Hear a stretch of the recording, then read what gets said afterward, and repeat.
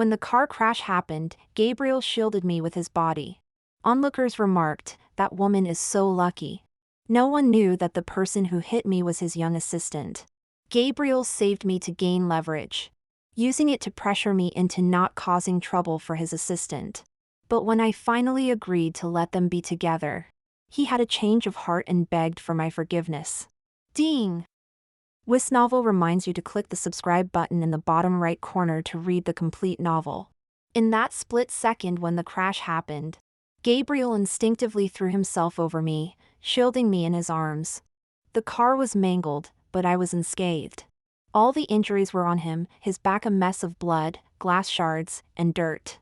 However, Gabriel's first words plunged me straight into hell. "I've saved you. Don't cause trouble for Juliana. Promise me."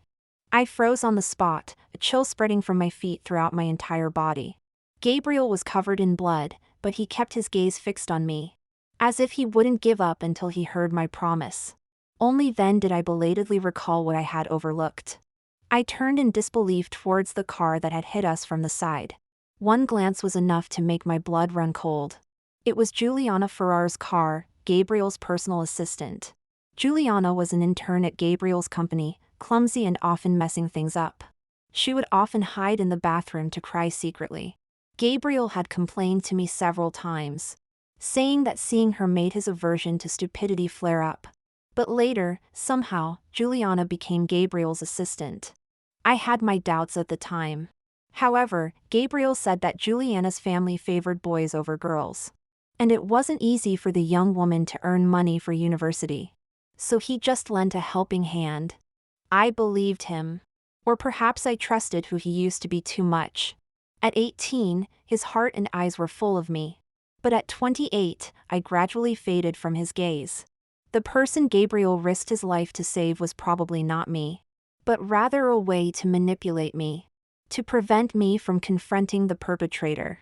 Realizing this, I suddenly felt a chill run through my body. The complex emotions I felt after being rescued were replaced by numbness. Juliana had only been Gabriel's assistant for 6 months. Yet he was willing to risk his life for her.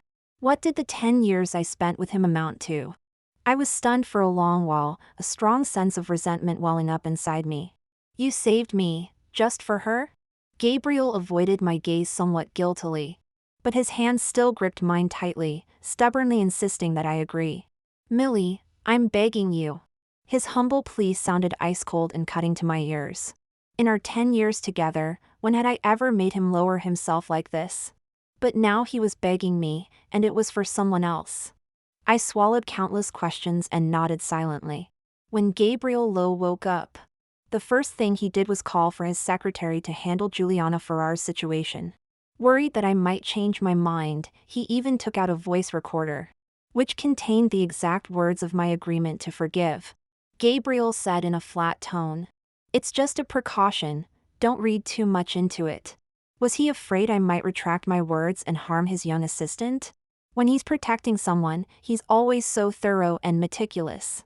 When I was 18, he used a voice recorder to prevent my stepfather from hurting me. But I never imagined that 10 years later, this tactic would be used against me. Seeing that I didn't respond, Gabriel frowned impatiently, his voice cold. "You're almost 30, why are you bothering with a girl who hasn't even graduated yet?" She just acted on impulse, there was no other intention. Looking at Gabriel's injuries, I sneered mockingly. "If you weren't so lucky, you'd be lying in the morgue now. The car was severely deformed in the crash, how could this be just an impulse?" Gabriel cut me off coldly. "I know my own body, it just looks worse than it is. Juliana knows she made a mistake. Her life is just beginning, there's no need to ruin her future." I wanted to argue that she may be young with her life ahead of her, but I'm only 5 years older than her. But as the words reached my lips, I lost the urge to speak them. It was futile to explain further to someone who didn't care about me. Strangely, I suddenly felt he was completely unfamiliar to me. I scrutinized his features, trying to find any trace of change. Unfortunately, there was none. He was still the same person on the outside. His appearance hadn't changed, but his inner self was utterly different. 10 years ago, when my mom told me to give in to my younger sister, He would firmly defend me. What does it matter if she's younger? Everyone was young once, don't use age as an excuse. But now, he coldly said, don't quibble with a young girl. Gabriel continued to plead for Juliana. Her family favors boys over girls. You know how difficult life can be for girls who aren't loved by their families. She's like you, earning her own university fees. She's had to rely on herself all the way. I think you should be able to empathize with her situation. But she's not as lucky as you. You had me by your side since you were 18, while she's always been alone. With each word he spoke, the resentment and anger in my heart grew stronger. What did these words mean? Sympathize with whoever is more pitiful? Indeed, Juliana's and my situations were somewhat similar, both living in unloving families.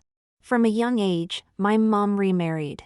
After having a stepfather and stepsister, she only had eyes for her new family. Each time, I could only watch like an outsider, enviously observing their happy family of 3. Until I met Gabriel later, he said I didn't need to envy them anymore. He would be my family and accompany me for life. But I never expected that years later, when he brought up these unforgettable experiences of mine, it would be for someone else's sake. How could I empathize with someone who tried to harm me? I couldn't help but sneer.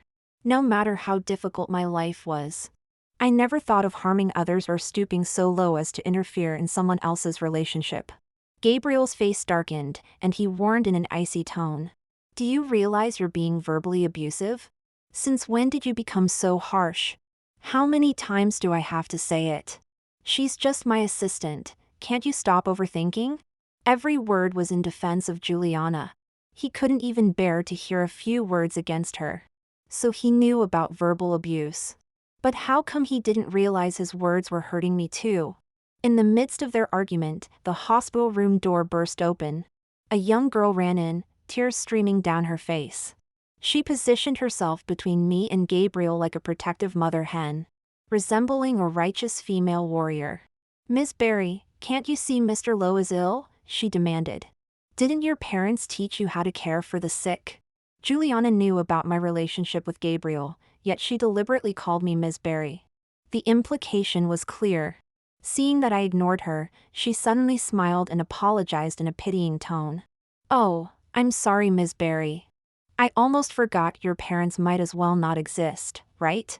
I froze, feeling as if I'd plunged into an icy abyss. I turned to Gabriel in disbelief, questioning him frantically. How does she know about this? Gabriel, how could you share my pain with an outsider? Only Gabriel knew about my family situation. Ever since my mother remarried, her heart belonged entirely to her new family. Before I was 8, even the slightest cold or fever would send her rushing me to the hospital in the middle of the night. But after I turned 8, all her attention was on my stepsister and stepfather. Even when my stepfather nearly assaulted me, my mother coldly told me to stop making a fuss. You liar, your stepfather is so good to you. How could he do such a thing? I think you're just stirring up trouble because you can't stand to see me happy. She even threatened to kill herself, saying if I went to the police, she'd jump off a building and tell everyone I drove her to it. Faced with that, how could I refuse? I agreed not to report it on the condition that I cut all ties with that family. After leaving, I felt much lighter. But the scars from years of living under someone else's roof never fully healed. Gabriel knew about my family history. He knew how painful that trauma was for me. He would carefully avoid mentioning my family around me, treading lightly on the topic. I never imagined he would cruelly rip open my wounds to please his little mistress. Bitter emotions flooded over me, nearly drowning me. In an instant, my eyes welled up with tears. I thought him saving Juliana instead of me was the cruelest thing. But this was even worse. Gabriel, how could you be so heartless? Gabriel's face flickered with barely perceptible panic. He instinctively moved to embrace me, but I avoided him. His hand hovered awkwardly in the air for a few seconds before dropping casually. I'm sorry, I was just trying to comfort Juliana back then. I didn't mean anything by it. I closed my eyes, my lips trembling for a long moment before I managed to utter a few words. Let's just end this. Gabriel's eyes suddenly narrowed. What are you saying? Seeing Gabriel's gaze fixed on me, Juliana grew upset. She deliberately lowered her head pitifully, crying and explaining desperately. "I'm so sorry, Miss Barry, I didn't realize this would hurt you so deeply. I thought you were like me, that you'd moved past the shadows of your family. Mr. Lowe was trying to use you as an example for me, to help me overcome my struggles. He wasn't trying to reopen your wounds." I let out a derisive laugh. She really thought she could play the child, resorting to tears when her schemes failed. She mentioned family trauma herself, showing she understood these were old scars that would never truly heal. Yet she deliberately used this to provoke me, flaunting Gabriel's special treatment and favoritism towards her. Juliana bit her lip pitifully and persisted, even trying to grab my hand. "Miss Barry, what can I do for you to forgive me?" she sobbed. As she said this, I caught a glimpse of her tear-filled eyes flashing a triumphant smile at me, her face revealing a look of successful calculation. She stumbled as if pushed, falling heavily to the ground. "Miss Barry, it's all my fault. I upset you with my thoughtless words. Can you please forgive me now?" Juliana's eyes were red-rimmed, the picture of a wronged innocent. Her voice trembled with barely suppressed sobs. Gabriel's face turned icy with anger. "Enough. So what if she mentioned your past? Millie, do you have to be so aggressive? Look at yourself, you're acting like some shrew." Juliana's already apologized. "What more do you want?"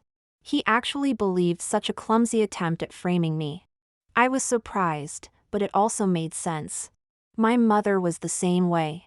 No matter how clumsily my stepsister tried to set me up, she always believed her. I suddenly realized Gabriel was just like my mother. They had both abandoned me and chosen someone else. I looked at him calmly for a long while and suddenly felt at peace. He wasn't the man I loved. The man I loved would never do something to hurt me like this. That very evening, I received a friend request from Juliana. The note attached was quite suggestive, Mr. Lowe's assistant. As soon as I accepted, she eagerly sent over a picture. Gabriel was wearing a hospital gown, smiling with an adoring expression. In an inconspicuous corner, two hands, one large and one small, were intertwined intimately. "Miss Barry, have you seen your trending topic today? Everyone's praising how affectionate you and Mr. Lowe are. They envy your good fortune." The video captured the moment of the car accident, showing Gabriel unhesitatingly shielding me with his body. The comments were all marveling at my luck. Goodness, how much he must love his wife. This woman is truly fortunate. If it weren't for her husband's selfless protection, she might not even be alive now. I replied, "So, what are you trying to say?" From the photos she sent initially, her intentions were clearly not friendly. Sure enough, it didn't take long for her to reveal her true motives. Those netizens are so stupid. "Mr. Lowe saved you for my sake. Miss Barry, you're quite pitiful. Together for 10 years, and you still can't hold on to a man. At your age, you can barely have children anymore. If you're sensible, you'll leave on your own. Don't you know? Mr. Lowe has wanted a son for years. If you won't give him one, plenty of others would love to. My decision not to have children after marriage was made right after we wed." Gabriel said he didn't want anyone else competing for his wife's attention. And he also didn't want me to gradually become trapped in family life after having a child. Many women, after becoming mothers, find their personal space gradually compressed, with everything revolving around the child. Even with a nanny, they'd still be constantly worried. I was afraid of becoming like that. So Gabriel and I agreed not to have children for the time being. But gradually, I sensed Gabriel's thoughts changing. As we grew older, seeing those around us with children of their own, Gabriel's desire for a child grew stronger. Once, when he was drunk, he caressed my face with a longing expression, saying he wanted a daughter who looked just like me. At that moment, I was moved too. I also wanted to see a son who looked just like him. So, I secretly started preparing for pregnancy, taking care of my health. But before a child could come, the accident happened. Thinking of this now, I can't help but feel relieved. It's fortunate we didn't have a child. Born into an unhappy family, a child would have a harder life than their peers. While other children only need to think about eating, drinking, and playing carefree, ours would have to worry about whether Mummy is happy. I've experienced this misfortune and pain myself, and I would never let my child go through the same. Gabriel doesn't love me anymore, let alone a child I might bear. Parental love, especially a father's love, has never been unconditional. Especially paternal love, it's simpler whether it exists or not. I stared at my phone screen with a blank expression. Seeing that I wasn't arguing back, Juliana's tone became increasingly arrogant. "You old hag, you're not worthy of Mr. Lowe." I smiled and replied calmly. "If he likes you so much, why hasn't he divorced me yet? What's the matter, is having an affair more exciting?" These words immediately provoked Juliana, her language filled with obsession and madness. "Just you wait, Mr. Lowe will divorce you soon. He was willing to risk his life to save me, he'll definitely dump you and be with me." I smiled as I put down my phone. Those whom the gods would destroy, they first make mad. I hope she won't disappoint me. After provoking Juliana, I began collecting evidence of the car accident. The lawyer hired by Gabriel defined this accident as an unintentional incident. Juliana had just gotten her driver's license and panicked under pressure, confusing the accelerator with the brake. But I knew she did it on purpose. She wanted to kill me. The passenger seat was severely deformed from the impact. If Gabriel hadn't shielded me, I would likely have died on the spot. Yet even so, Gabriel brushed it off as a moment of impulse. Evidently, compared to Juliana's bright future prospects, my near-death experience was making a mountain out of a molehill. Gabriel favored her more. Both my mother and Gabriel had changed from doting on me to favoring others. Family love can change, and so can romantic love. But it doesn't matter, I love myself. Since Gabriel doesn't want to protect my rights, I'll do it myself. I'll find evidence that Juliana deliberately crashed into me. Juliana deliberately chose a blind spot for the CCTV cameras. And Gabriel had promptly removed the dashcam from the car. Fortunately, there are still many kind-hearted people in this world. Thanks to Gabriel's heroic act of protection earlier, the video touched countless netizens and trended on Twitter. A few helpful Twitter users reached out to me, saying they could provide surveillance footage. The CCTV footage clearly showed that Juliana had been waiting by the roadside for some time. She deliberately waited for Gabriel's car to appear before accelerating and stomping on the gas pedal, heading straight for the passenger side. That's where I was sitting. It was obvious that she had planned this for a long time. I transferred £1,000 as a token of appreciation, and to alleviate any concerns the Twitter user might have, I specifically noted it as a voluntary gift. After accepting, the kind Twitter user sent me a screenshot. It showed a post that read, "Thanks to the boss for the bonus," with a picture of Juliana's car. You might want to keep an eye on this account. Actually, some netizens had dug this up before, but it all went quiet afterwards. It seems Gabriel had paid to suppress the trend. I clicked on Juliana's account.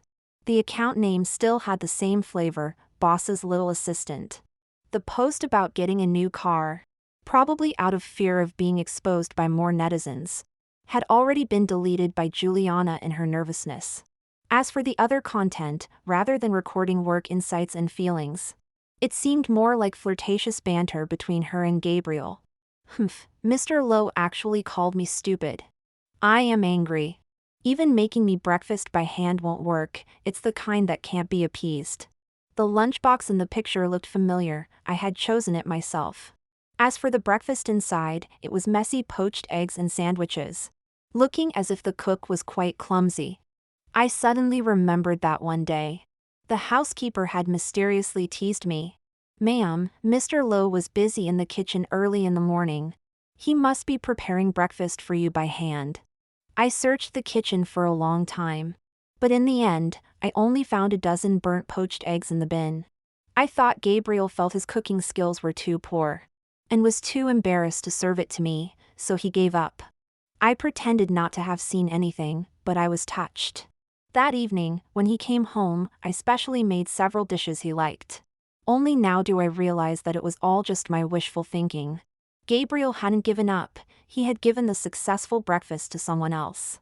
Gabriel's first time making breakfast was to appease his little assistant. He even practiced more than a dozen times to ensure the poached eggs looked good. I stared numbly at my phone. But my chest was pierced with waves of pain, making it completely impossible to breathe. I thought about when Gabriel first said he wanted to cook for me. And because he was inexperienced, his hands were splattered with oil. I applied burn ointment to his hands with concern, saying I never wanted him to enter the kitchen again. Everyone has their strengths and weaknesses. If he wasn't good at cooking, I could do it instead. But I never imagined that my concern would end up benefiting someone else, turning into him making breakfast for another woman. My heart ached with a dull, throbbing pain. But Juliana's Twitter feed kept updating. From making breakfast to taking her to places where we used to date. And even personally selecting a beautiful ragdoll cat for her. Gabriel was allergic to animal fur. So I had given up on the idea of having a cat, completely abandoning my years-long desire to own one. He felt he had disappointed me. So he specially gifted me a lifelike ragdoll cat plush on my birthday. He personally designed its appearance, ensuring that everything from the fur to the eye color matched my preferences. I was deeply touched at the time. But now, seeing photos of him carefully selecting a cat at the pet shop, I suddenly felt like my previous gratitude was a joke. Gabriel was allergic to cat fur. Yet he personally went to a pet shop to choose a kitten as a birthday surprise for Juliana. So, it seems allergies can be overcome when it comes to pleasing a lover? I couldn't bear to look anymore. Each of Juliana's sweet posts seemed to mock me invisibly. But just as I was about to log off, I saw her latest update. One little assistant evolving into two little assistants. I was stunned, taking a long moment to understand what it meant. 2. She's pregnant. Suddenly, a wave of nausea washed over me, and I felt sick like never before. From 18 to 28, we were together for 10 years. Yet it couldn't compare to even half a year with someone else. I suppressed the nausea rising in my throat and reopened Juliana's Twitter profile. I saved every single word and sentence. After preserving all the evidence, I deliberately left a comment on Juliana's latest tweet. It must be a little homewrecker, right? A homewrecker's child will have a homewrecker's fate. As expected, it didn't take long for Juliana to lose her composure. She came charging at me, ready for a confrontation. You're truly wicked, not even sparing an unborn child, she spat. No wonder even your own mother didn't want you. I laughed sarcastically. The wicked one isn't me, but you, the mother who's giving him a shameful heritage. Juliana glared at me fiercely, then suddenly her expression changed. She eyed me suspiciously. You're not trying to record this, are you? Deliberately trying to make me say something incriminating? I opened my handbag to prove my innocence. You're overthinking. Juliana scrutinized my outfit carefully before finally relaxing and revealing her true colors, proudly flaunting her victory. So what? Gabriel loves me now, and he'll be the father of my child. I chuckled lightly. Well, congratulations then. Your child gets to be the illegitimate one. Juliana's expression instantly twisted. She looked like she wanted to run me over with her car. How could she accept her child being called illegitimate? This is Gabriel's only child. It won't be illegitimate, she insisted. I nodded. That may be so, but as long as I don't divorce him, the child will still be illegitimate. Juliana shouted angrily. Gabriel doesn't even love you anymore. He'll divorce you sooner or later. I deliberately provoked her. I'll be waiting for that, then. As Juliana stormed off with a gloomy face, I slowly retrieved the recording devices from the potted plant and tissue box. That evening, I went to the hospital to see Gabriel. He looked nothing like the sickly man he had been before. Even lying in the hospital bed, one could see the joy in his face. Good news lifts the spirits. And it seemed the arrival of this new assistant had made Gabriel very happy. When he saw me, Gabriel's joy dimmed a bit. Why are you here? He asked. I let out a cold laugh. How could I, as a wife, not come to care for my husband when he's in hospital? Gabriel's attention was focused on typing on his phone, speaking to me absent-mindedly as if I were a stranger. There are nurses. I don't need you to look after me. I watched as he comforted someone else on the screen, his eyes gradually softening. I closed my eyes briefly, hiding the bitterness in my heart. 10 years of feelings aren't easily forgotten. Even though I knew I no longer loved this man, seeing that familiar face show such affection towards someone else still caused a piercing pain in my chest. It was like an infected wound. Only by cutting out the old injury could it heal, but the process was bloody and messy. Let's get a divorce, I said. I have evidence that Juliana deliberately caused the accident. Gabriel's eyes suddenly turned cold. I don't agree, he said. Millie, I've never thought about divorcing you. Don't worry, Juliana is just my assistant, and that's all she'll ever be. The position of my wife will always be yours. I suddenly felt intensely nauseated. The man I once loved had become so repulsive. It seemed even harder to accept than his infidelity. The person who once vowed true love was now trampling on hearts without care.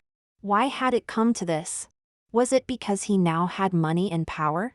So feelings had become mere playthings. His feelings for Juliana, when all was said and done, weren't much. It was just a pursuit of youth and excitement. As for me, the sunk cost of our 10-year relationship was too high to let go. Yet possessing it felt stale. I looked at him and said, enunciating each word. Since you don't agree, I'll be going to see a solicitor today. Gabriel said impatiently. I've already said I won't be with Juliana. What more do you want? His face showed not only impatience but also deep confusion and incomprehension. As if he truly didn't understand why I insisted on divorce. I took a deep breath, suddenly losing the will to argue. If we don't divorce, then your child will have a mother with a criminal record. Pregnant women might not go to prison. But that doesn't mean they won't have a record. Gabriel coldly questioned. Do you have to take things to such extremes? Millie, when did you become so cold-blooded? How can you be so calculating about an unborn child? I smiled indifferently, deliberately provoking him. Yes, I am cold-blooded. Is this the first time you've realized? Have you forgotten that I don't even care about my own mother, let alone this bastard? Gabriel looked at me with disappointment. You've changed, he said. He coldly took the divorce papers, signing them with a flourish as if to deliberately insult me, then threw them on the floor, turning to look out the window without sparing me another glance. Get out, he spat. I slowly crouched down, fighting the pain to pick up the agreement from the floor. This scene seemed to overlap with a moment 10 years ago, when I signed the papers cutting ties with my mother. Just like then, a flimsy piece of paper severed our relationship.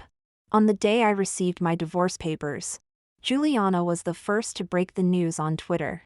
Last day to commemorate, tomorrow I'll officially become Mrs. Lowe. So excited! Divorcing today and marrying tomorrow, talk about being in a rush. I calmly closed the webpage and was about to tidy up when my phone started ringing incessantly. An unknown number. As soon as I answered, I was met with a barrage of accusations. How could you divorce Gabriel? Have you looked in the mirror lately? You're not some young girl anymore. Do you think you'll find someone as good as Gabriel after your divorce? Go apologize to Gabriel right now. He used to dote on you so much. If you just say a few nice words, I'm sure he won't go through with the divorce. I let out a cold laugh. Who is this? There was a moment of silence on the other end. Then the voice became even more shrill and agitated. Who am I? You don't know? I went through the pain of giving birth to you. And now that you've grown up, you don't even recognize your own mother? I retorted, if I remember correctly, we've cut ties. My mother's tone was full of disdain as she replied self-righteously. The law doesn't recognize that. I'm your mother, and I'll always be your mother. And don't think you can threaten me with what happened back then. I've consulted lawyers online, and the statute of limitations has passed. Even if you go to the police, it won't do any good. Millie Berry, Gabriel helped you back then, but who's going to help you now? Either go apologize to Gabriel or come back home obediently. No wonder she'd been quiet for so many years and decided to show up now. She thought that since the statute of limitations had passed, I couldn't hold anything over them anymore. I said, I still have the evidence from back then. But my mother wasn't concerned at all. Certain that I wouldn't dare to do anything. You wouldn't dare release it. You'd be the one disgraced if you did.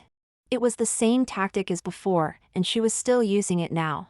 10 years ago, I might not have been able to bear the scrutiny of those around me. But now, I can face it with composure. Judging a victim is the problem of those with twisted minds. Why should I care about the opinions of people who aren't right in the head? I calmly said. I had almost forgotten about this, but thanks for reminding me. I'll send a copy of the evidence to their workplace right away. He's close to retirement, isn't he? We'll see who ends up disgraced then.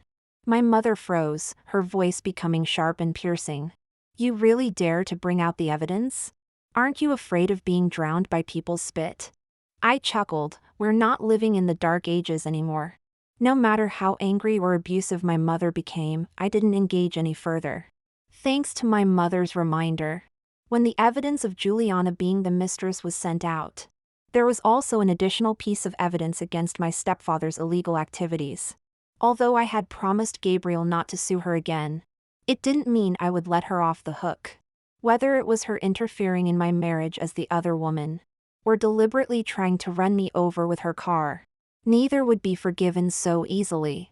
The next day, both Juliana's university and the wedding guests of her and Gabriel received the evidence I had meticulously prepared. Somehow, someone who had a grudge against Juliana deliberately projected the evidence onto the big screen at the wedding venue.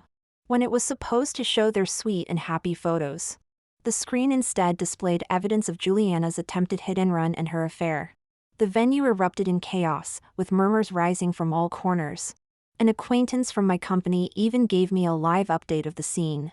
Juliana, in a frenzy, tried to snatch the guests' mobile phones, screaming with a contorted face. "Turn it off! It's all fake, fake! It's Millie Berry framing me. She's jealous that I'm marrying Gabriel." Gabriel's face darkened as he gripped Juliana's arm tightly, trying to silence her. But Juliana was beyond reason. The wedding she had so eagerly anticipated had turned into a farce, and she was on the verge of an emotional breakdown. "Ah! Millie Berry, you witch! You evil woman! Why couldn't I have run you over back then?" The wedding was forcibly terminated midway. But the repercussions for Juliana were just beginning. Juliana's family, known for their preference for male children, immediately disowned her at the venue, stating they had no such shameless, disgraceful daughter. As for her university, upon learning of Juliana's actions, they immediately expelled her. Juliana had managed to secure an internship at Gabriel's company, and was in her final year at a respectable university. She had already received her degree certificate, with a bright future ahead. But now, she was forced to withdraw from her studies. Not only had she wasted 4 years, but her CV now only showed A-levels as her highest qualification. In short, everything was ruined. Of course, Juliana wasn't going to give up easily. She deliberately waited outside the apartment complex, intending to get revenge on me. As soon as she saw me, she rushed towards me in a rage, her face filled with deep resentment and malice. "Millie Berry, you witch! I hope you rot in hell," she screamed. "You've ruined my entire life, and I won't let you get away with it." With that, she lunged at me, trying to attack me without any restraint. Realizing the danger, I quickly dodged to the side while pulling out my phone to start recording. Juliana glared at me venomously as I moved away, clearly not ready to give up. Like a mad bull, she charged at me again, aiming her belly straight at me. I instantly understood her intention. She wanted to cause a miscarriage and blame me for it. If I hadn't dodged quickly during our first close encounter, she might have actually succeeded in framing me. But now, trying to ram into me again, and then claim I caused her to miscarry was a bit far-fetched. However, Juliana had completely lost her reason to anger, her mind consumed with thoughts of revenge and framing me. I continued recording with my phone while swiftly moving out of the way. But because Juliana was charging so fast, she lost her balance when she met no resistance and fell hard onto the ground. There was a sharp, loud thud as she hit the pavement. The security guards at the apartment entrance had just come out in time to witness the scene, and they were all stunned. Juliana looked at me with hateful eyes, wailing in pain. "Millie Berry, you wretched woman, why did you dodge?" I was momentarily speechless. Did she expect me to just stand there and let her crash into me? No one would be that stupid. I shook my head and started to walk away. But Juliana, still lying on the ground, kept shouting relentlessly.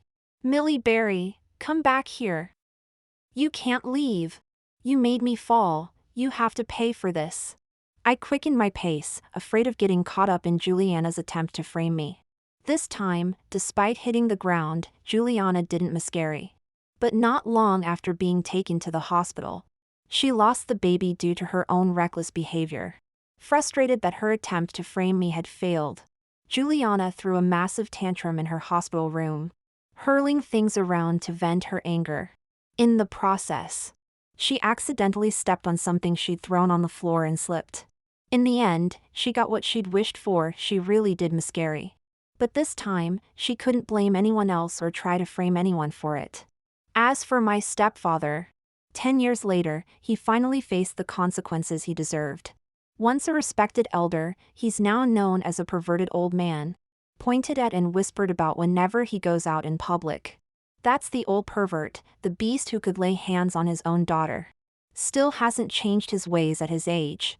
What are you looking at, you old creep? Look again and I'll knock you out. Now he's been fired from his job, and with all the neighborhood gossip, he barely dares to leave the house, spending his days cooped up inside. My mom has been caught up in the scandal too, with people saying that just as there are wicked stepdads, there are wicked stepmoms who don't deserve to be called mothers. What was once a somewhat harmonious family has now completely fallen apart. They blame and resent each other, sometimes even resorting to physical fights in the worst moments. One blames the other for not raising their daughter properly, while the other accuses them of not controlling their urges. They both think it's the other's fault. My stepsister, feeling ashamed of them, has cut off all contact and wants nothing more to do with them. The house is in chaos.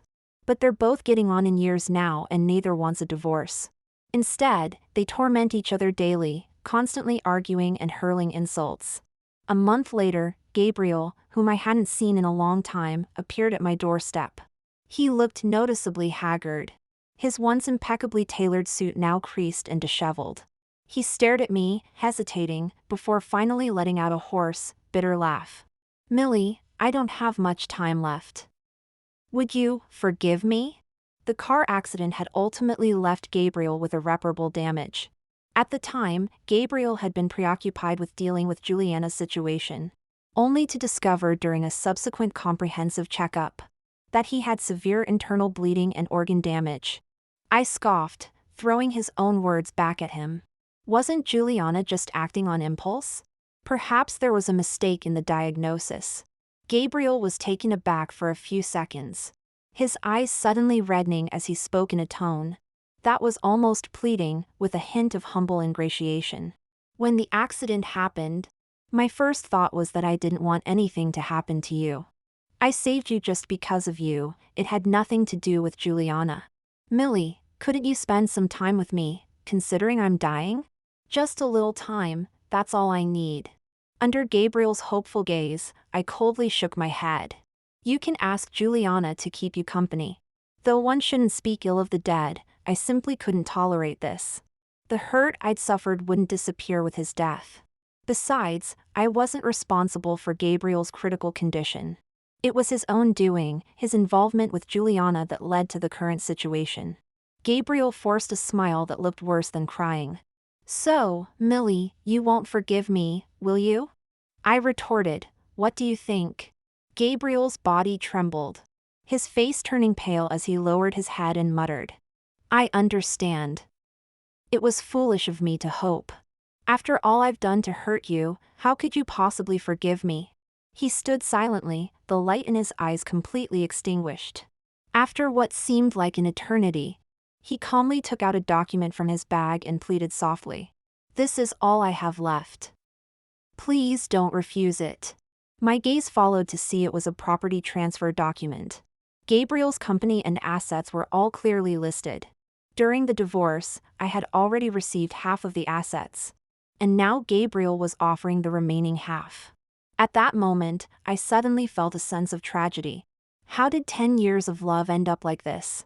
After a long silence, I finally let out a sigh. Good luck to you. This blessing wasn't for the Gabriel standing before me now, but for the 10 years of love we once shared. Gabriel was taken aback, then realized what I meant. His voice choked as he said, "Thank you." In the setting sun, I watched his figure gradually disappear into the distance. Knowing this would be the last time I'd ever see him,